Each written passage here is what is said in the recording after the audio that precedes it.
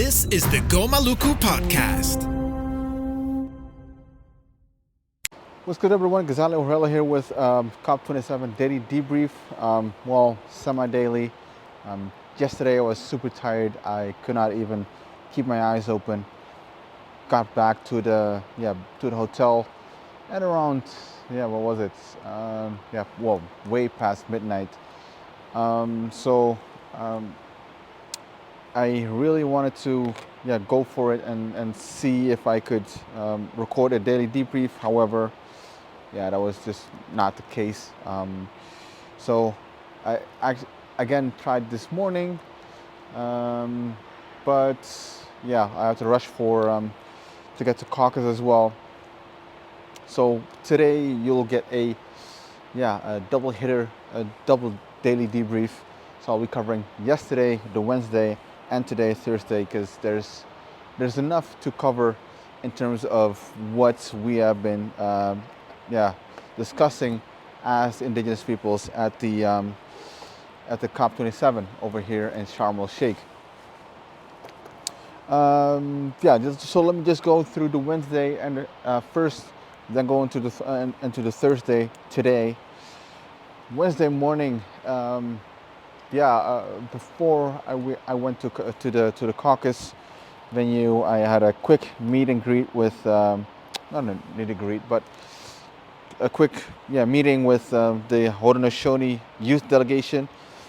Super enthusiastic group, and just had a little bit of a chat about quite a number of things. Actually, for many it was their first time to the COP. And I thought I instilled some of the things, or told or shared some things that I really thought would be super helpful for them in terms of their in terms of their state of mind over here at COP. One is obviously and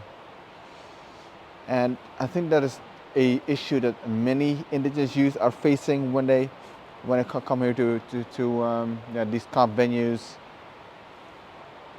They have a story, and they want to tell it, and want to share it with everyone, and they want to come from a position of strength, and would love for Indigenous peoples, states, the UN itself, to be witness of that, of Indigenous peoples actually sharing their stories.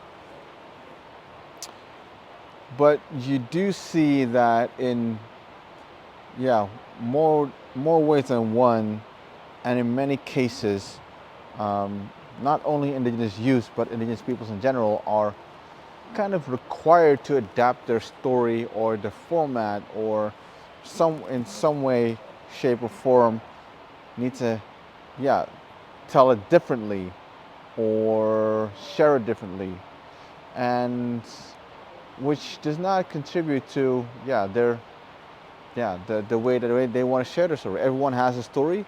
You and me, we both have a story to tell,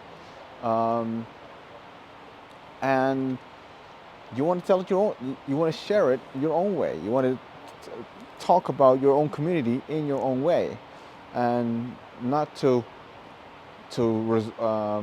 be limited, or be limited by only able to talk about it in 3 minutes, or yes, you can share about climate impacts in your communities, but you have to do it through addressing this particular guiding question. So it's kind of hard actually for, in this case, Indigenous youth to talk about what they want to talk about, and that is something that you see across the board, actually, that Indigenous peoples, or people in general, to be able to play along here in this COP context, you're prone, or actually encouraged to go with the flow. So to change, actually, in a way, what I'm trying to say is go from authentic to plastic. So your authentic self has to make way of trade places for your plastic self, and going to having to talk differently, interact differently, respond differently, and that is something that I want to give to them, is that be yourself.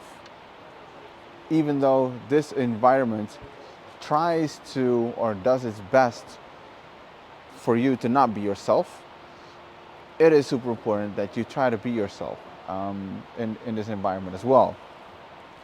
That's the first thing. The second thing that I wanted to share with them is that we are here at COP, and it's, you're forced to think in a way. You're forced to learn the ways of the parties. You're forced to talk in a certain way, and at least you get the idea that you're forced. However, if you look at it from a different point of view, it could be, and that's how I would like to look at it, you're here to master the system. You are here to learn it. You are here to really have an intimate understanding, sophisticated understanding of the system. And it's not to become part of it. The idea, the objective is to change it throughout the UN. So not just here at COP, but in UN in general, the idea is to master the system in order to change it. We participate in it in order for us to change it. That is the whole idea to participate in the UN FCCC context. So those are the two things that I talked about when I met the Haudenosaunee youth. Then obviously you have to rush to the Indigenous Caucus. Was hoping for me that I could to relax in a little bit, but I was immediately put on the spot to provide the daily update on the reporting back on the negotiation streams, and I'm covering loss and damage as well as Article 6, so that was something that I needed to do. Before you, and this is what I used to do when I get up in the morning, or when I am in a taxi on my way to the venue, is I go through the daily agenda and I select, or I filter all the meetings that are relevant to the team. So Article 6 and loss and damage. And I create a separate list with all those events, the times, the venues, and the topic. So, and then I also include the meetings that we have that we organize by ourselves. So, for example, team meetings, coordination meetings. And I also do include bilateral meetings. If we have confirmed them beforehand, then I include those as well.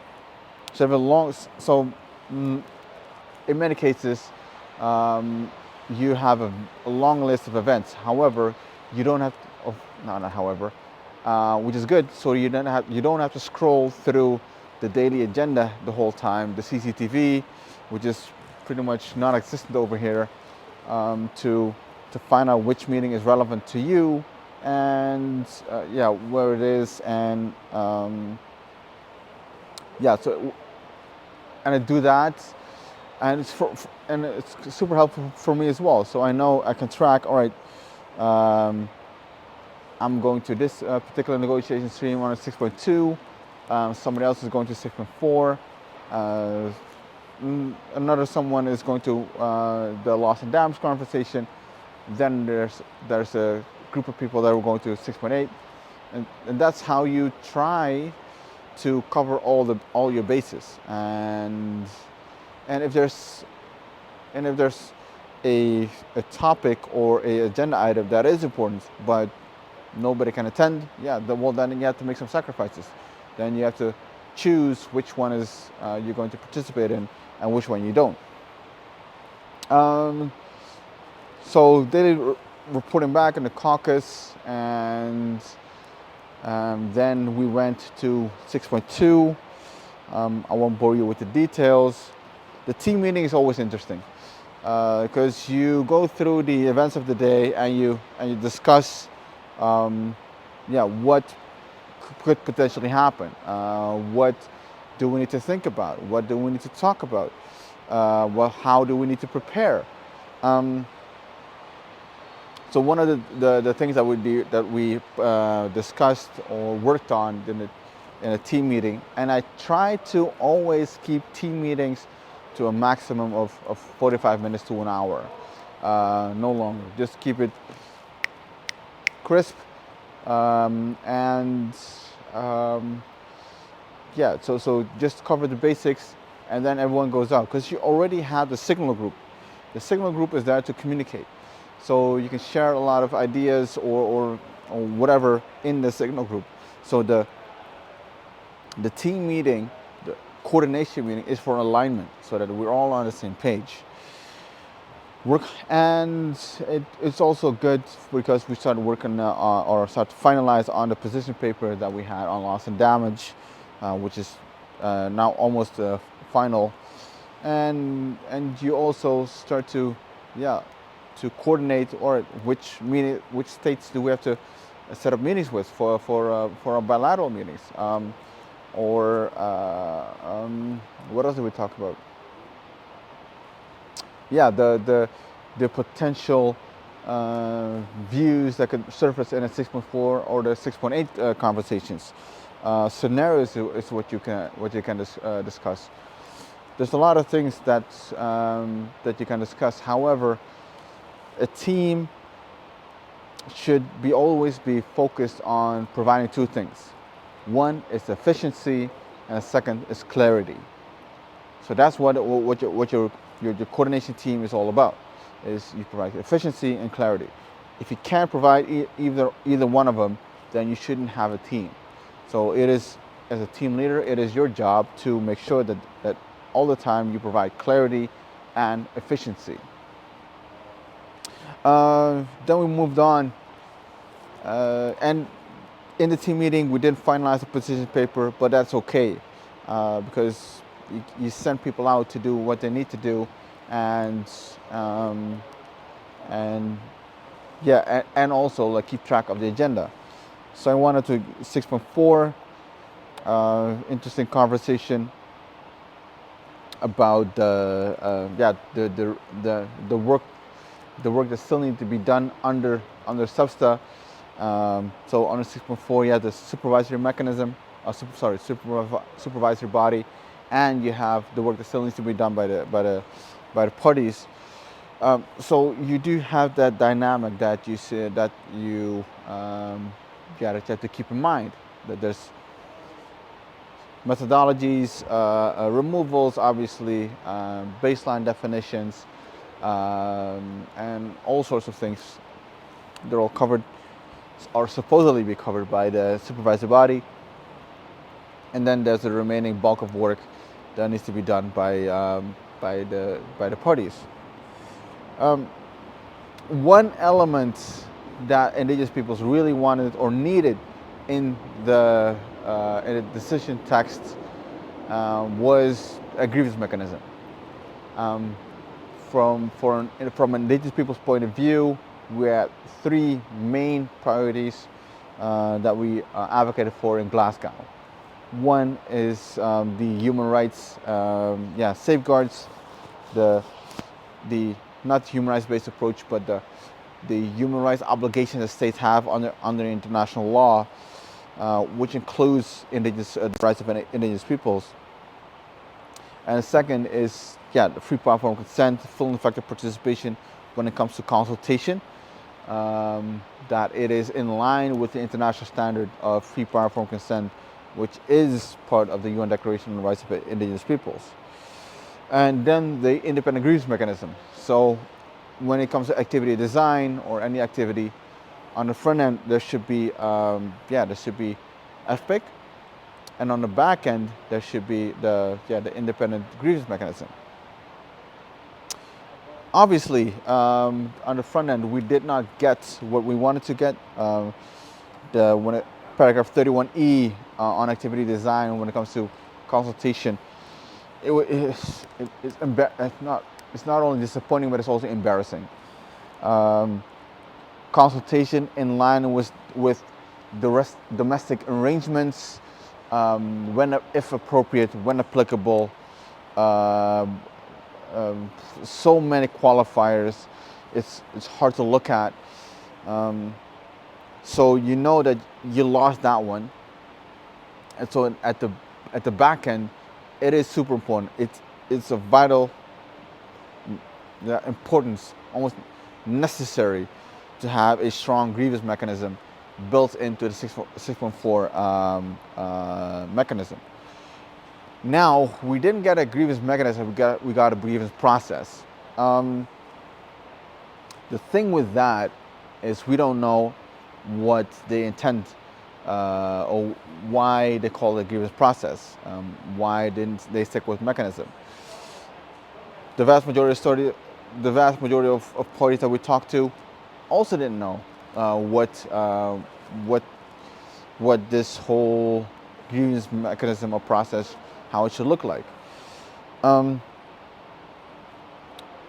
Now you do see that that is still one of the things that the supervisory body still needs to work on, and it is expected that next year in 2023, in addition to the work that needs to be done, hopefully the work that is sent back by CMA, that they are going to work on a grievance mechanism.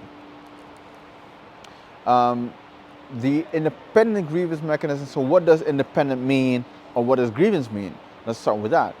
Well, grievance is let's say if a project occurs and it is not to your opinion, it is not in line with the rights of indigenous peoples or human rights or basic common sense or sustainable development, you go to this mechanism and you file for a grievance, or you want a remedy or a reparation or something along those lines. Depends on the modalities of the grievance mechanism, obviously. Ideally, what you want is that this grievance mechanism will impact the credit.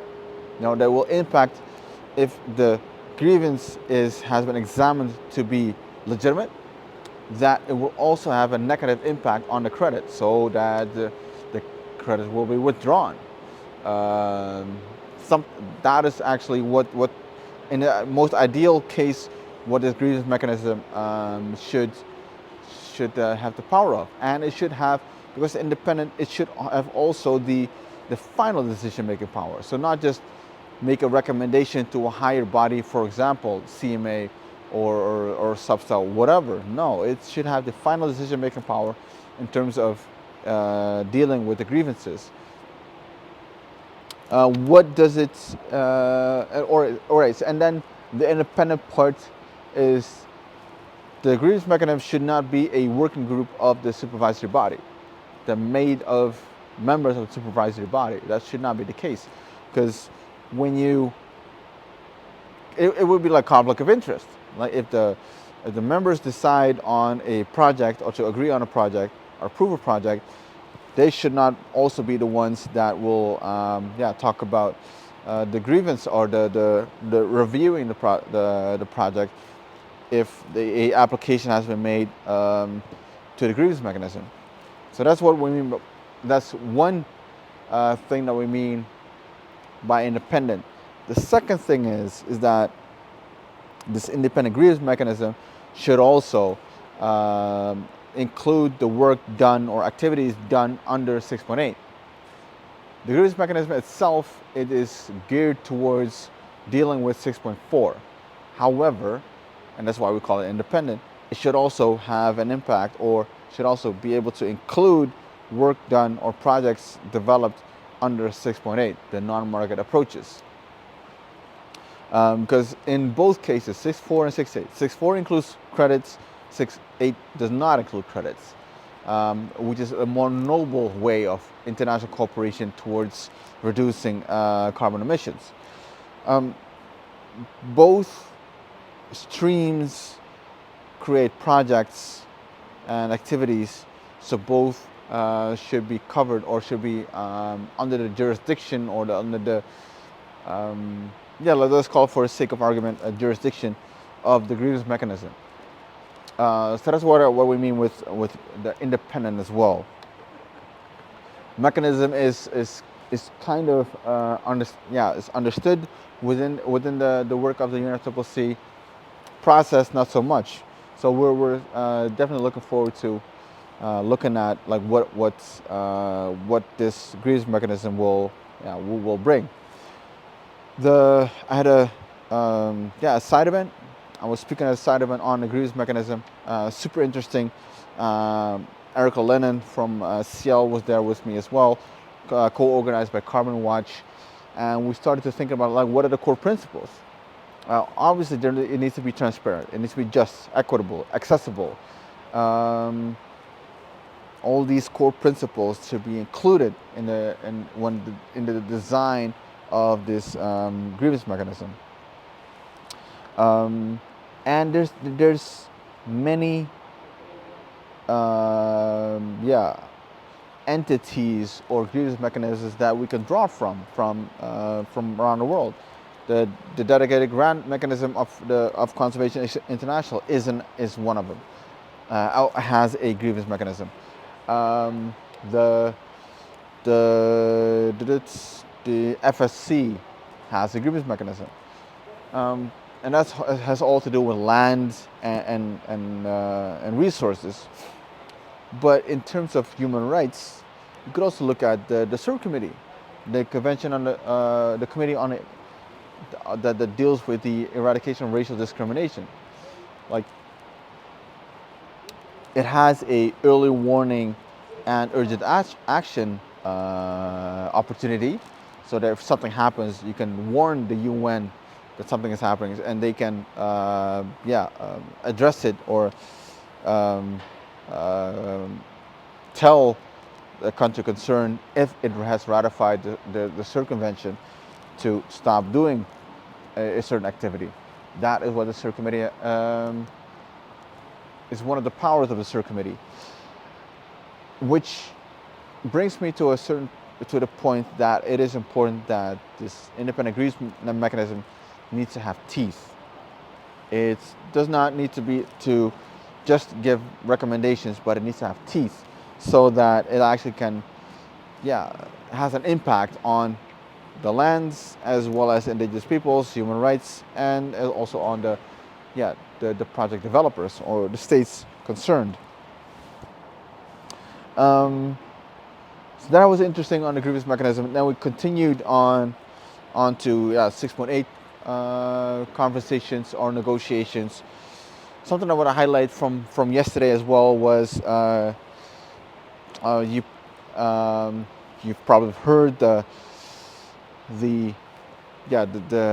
problem that we're facing right now with the 6.4 recommendations sent up to CMA, and so what are we going to do with it?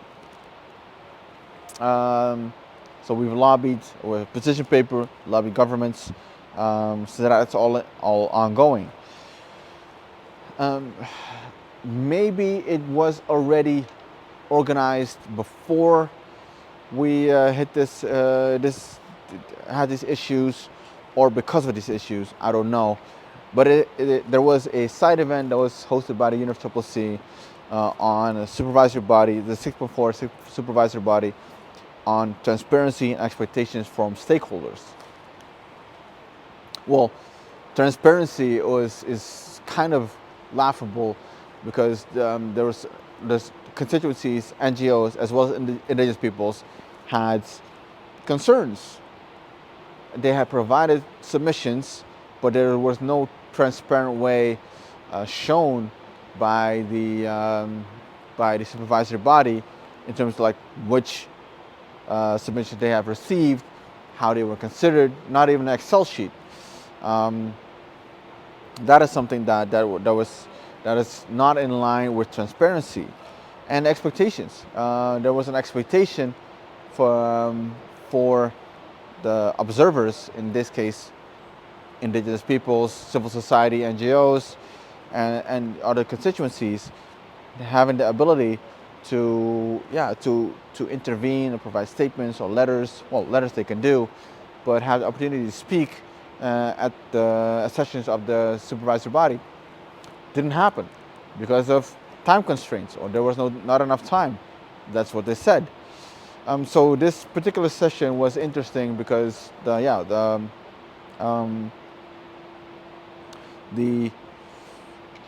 it was kind of trying to address the transparency expectations, but I didn't get the feeling that it was sincere. Obviously, there were members of the supervisory body present. Jonathan from Carbon Watch was very eloquent in highlighting the pain points or the challenges that civil society is facing when it comes to dealing or participating in the work of the supervisory body. But you did see that I got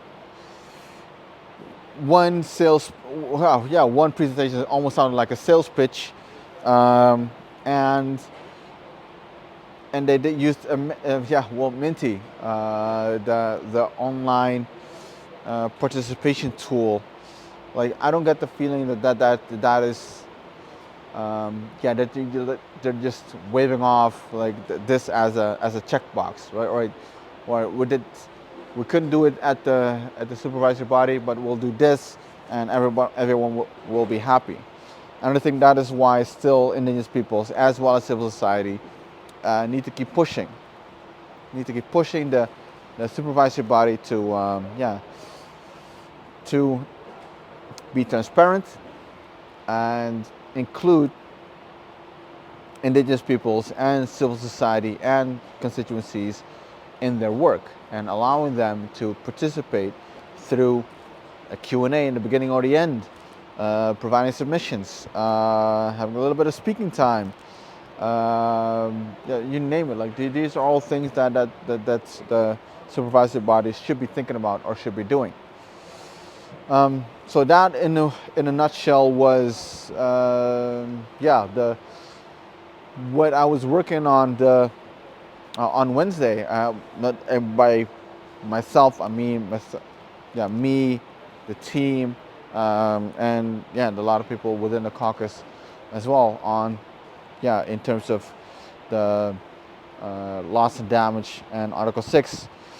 And we came to the conclusion as well, and I had some conversations offline, off the record, with experts from the UN system, from Geneva as well as in New York, in terms of, I gave them the lay of the land, and checked my thoughts with them in terms of how to move the needle, how do we move forward from this,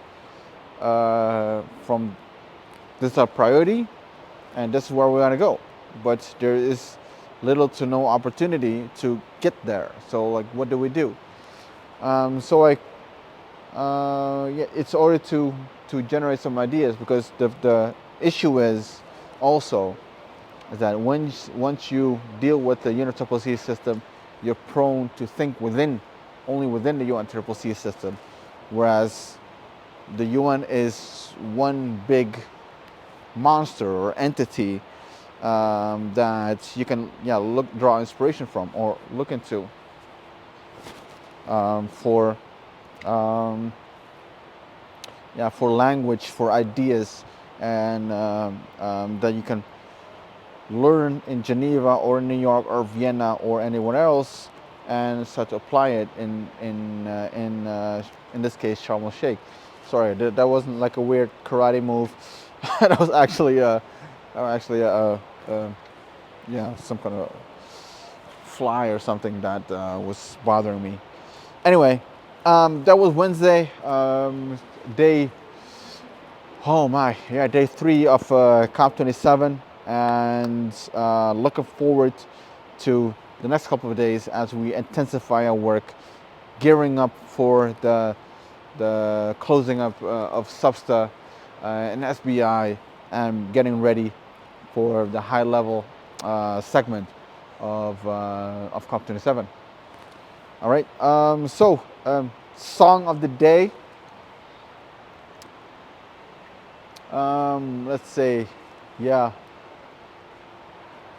I think the song of the day should be, about Grievance. So I would say Justin Bieber, I'm Sorry.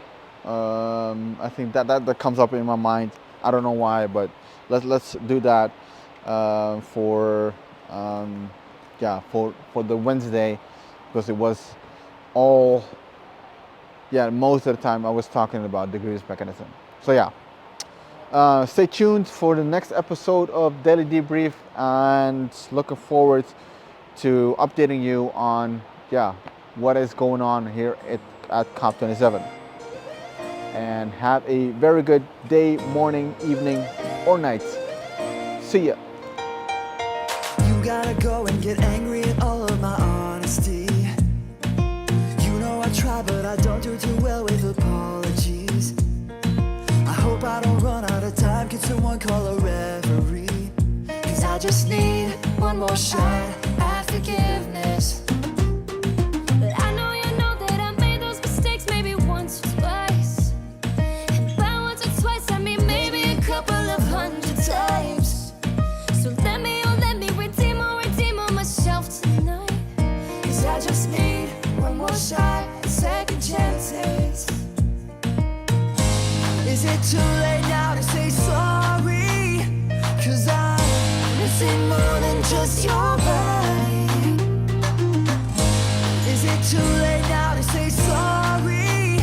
Yeah, I know I let you down. Is it too late to say I'm sorry now? I'm sorry. My friends, you can now also listen to the Go Maluku podcast on Spotify. Listen while you use other apps or do other things. If you don't have Spotify, just open your Apple or Google podcast or your favorite podcasting app and search for the Go Maluku podcast.